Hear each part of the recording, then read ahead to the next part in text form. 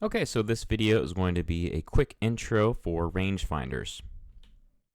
Now, what are rangefinders? Well, the name, might be a little bit self-explanatory, but to go into maybe a somewhat broad definition, think of it as a device used to determine the distance between itself and an obstacle.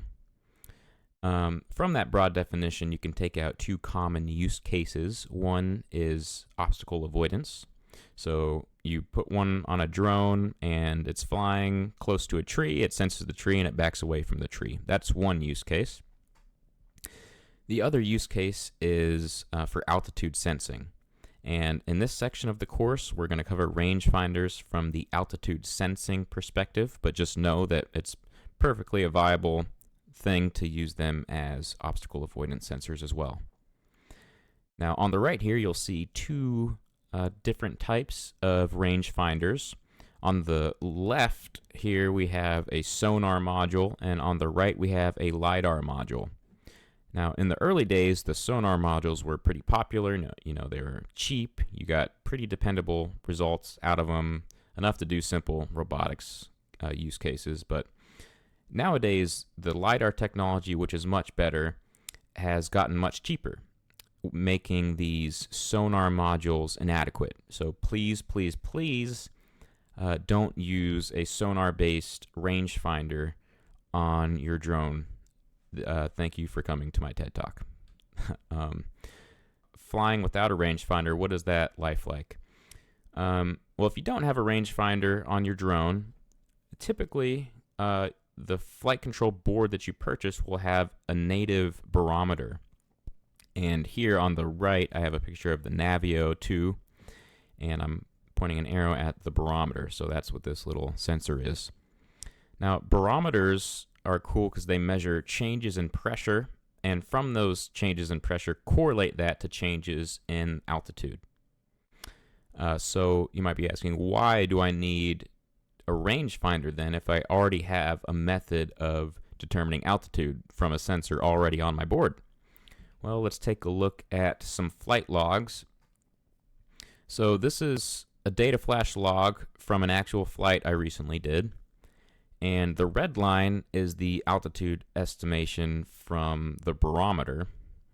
And the green line is altitude estimation from the LiDAR rangefinder module. Now, right away, you can take a couple things away from the comparison of these two lines. One, look right here. Up to this point, the drone is on the ground. It has not taken off. But you can see the barometer is jumping like pretty rapidly. The change here from -1 to 0, that's a meter change in altitude estimation while the drone is on the ground. So that is a common feature of barometers, is that their readings are pretty jumpy. The next thing you can see is, our drone here is at a -1 meter altitude, and it's on the ground. So that comes from the fact that barometers determine altitude based off of previous pressure readings. So it's relative to previous readings. We'll get into that a little bit later. The final thing, and probably the most important thing to take away from this graph, is look at how smooth the rangefinder data is, the green line compared to the red line. The red line is just so choppy, it's all over the place, and the green line is just very smooth. And this smooth line is very important because it translates into much smoother flight. Just know that rangefinders like the LiDAR, the one I have pictured on the right, they report altitude based off of absolute readings, whereas barometers report altitude relative to previous readings. And it is this fact that barometers report altitude to previous readings that makes barometers subject to barodrift, meaning altitude estimation becomes less accurate the longer the flight lasts. There are a couple things to be aware of with rangefinders, and one is that they have a predetermined window of distances that they can accurately measure from. So from this module here, this is the TF Mini on the right, taking this as an example. It has a maximum indoor range of 10 meters and a maximum outdoor range of 6 meters and a minimum range of 30 centimeters. So yeah, it's cool to have this module on your drone if you plan on flying under these maximum heights. But if you plan on flying above these heights regularly, the module will be almost useless. And if we were outside flying, and let's say we were at 5 meters and we flew up to 12 meters, well, the Autopilot firmware would switch over to using the barometer as its primary altitude estimating source.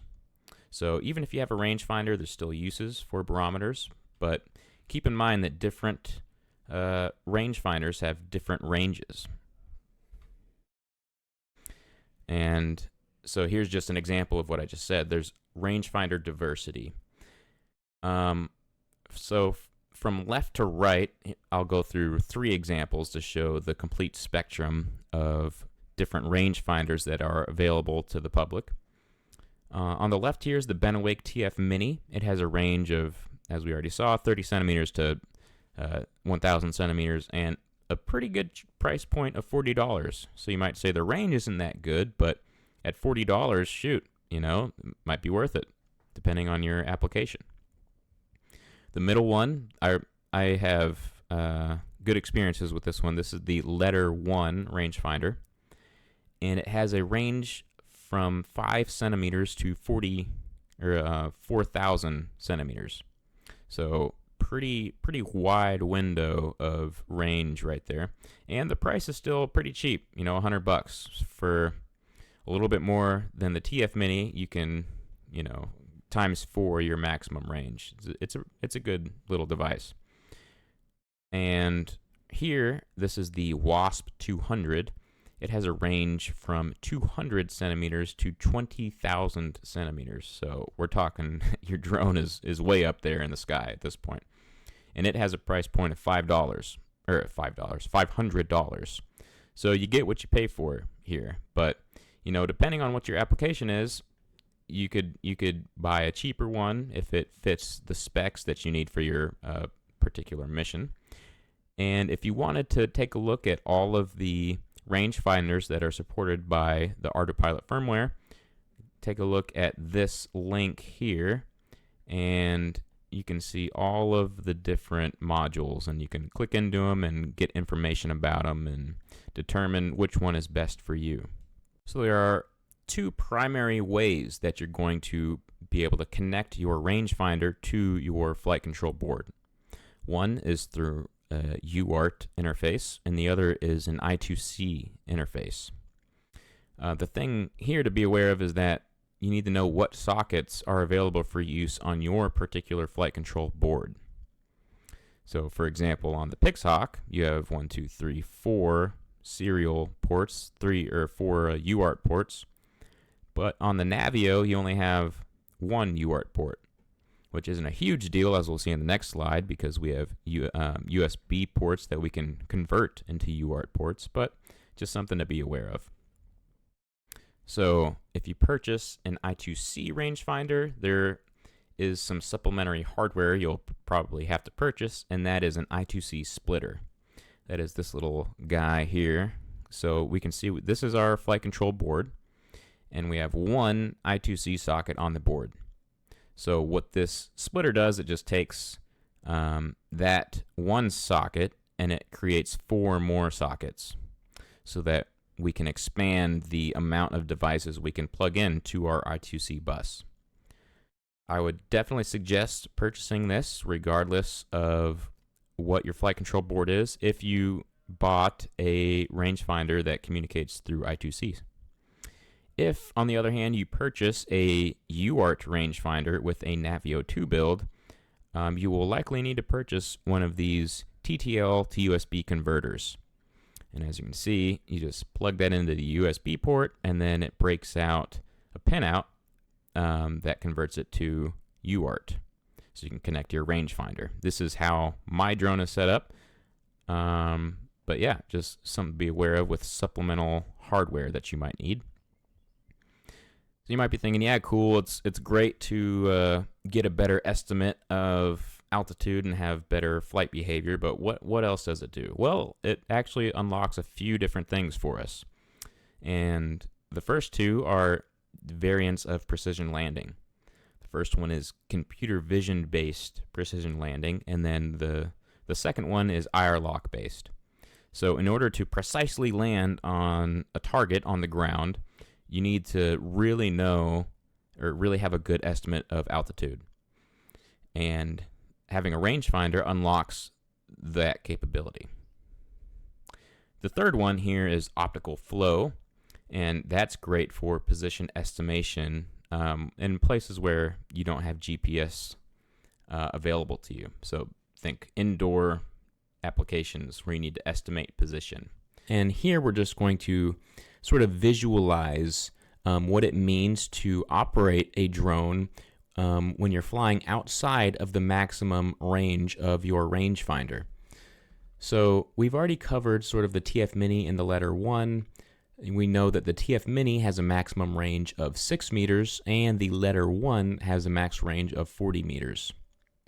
Well, one of the main reasons why you might want a rangefinder is so that you can do a precision landing. But it is very important to note that precision landing will absolutely not work if you are above the maximum range of your rangefinder. And we can actually simulate that to show you that visibly. So we're going to hop on over to our simulated drone that you will be learning how to set up in a future video, but right now this is just for presentation's sake.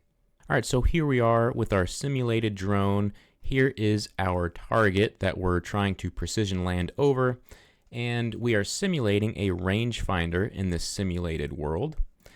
And this is our MAV proxy terminal that we can control the drone with. Let's take a look at what the rangefinder maximum range is. So param show, and then rangefind max CM. So right now it's at 50 meters or 5,000 centimeters. Let's go ahead and set that to just 3 meters or 300 centimeters. And just confirm that was set. Okay, so now we know our rangefinder, we're simulating, it has a maximum range of 3 meters. Okay, now we're going to pull up our precision landing script that we will be writing in a future video.